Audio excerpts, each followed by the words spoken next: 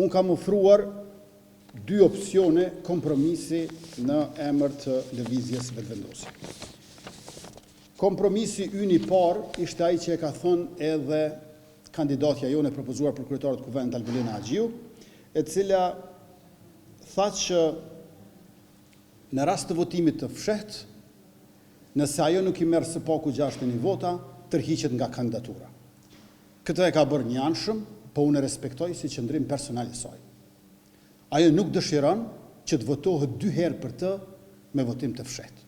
Me votim të fshehtë për Albulina Haxhiu do të votohet vetëm 1 herë.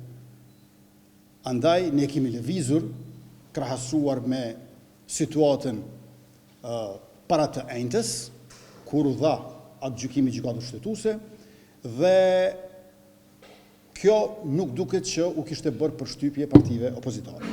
Kompromisi i dytë, që po ashtu u shpreha sot si opcion, ishte që le ta bëjmë një marrëveshje politike lidhur me nenin 66, lidhur me nenin 67 kushtetutës, e që është marrëveshje në paketë për kryetarin dhe për nënkryetaret.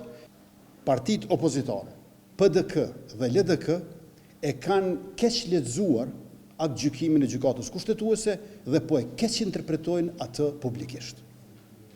Pra po e ritheksoj, PDK dhe LDK e kanë keq lexuar atë gjykimin e gjykatës kushtetuese dhe po e keq interpretojnë publikisht. Nuk është as qëllimi, as kuptimi i atij atë gjykimi çfarë po thuhet publikisht nga PDK-ja dhe LDK-ja. Në këtë aspekt, konkretisht, gjykata kushtetuese nuk ka thënë që komisioni për votim të fshehtë është antikushtetues dhe as që votimi i fshehtë është i tillë. Po ashtu gjykata kushtetuese nuk thot askund që kryesuesi Avni Dehari ka bërë ndonjë shkelje. Por ne i mbajtëm zgjedhjet me 9 shkurt. Populli tha le të ndryshojë pozita. Se lëvizja vetëvendosje është fituese e qartë. Unë si bartës i listës së vetëvendosjes kam numrin më të madh rekord të parlamentarizmit në Kosovë.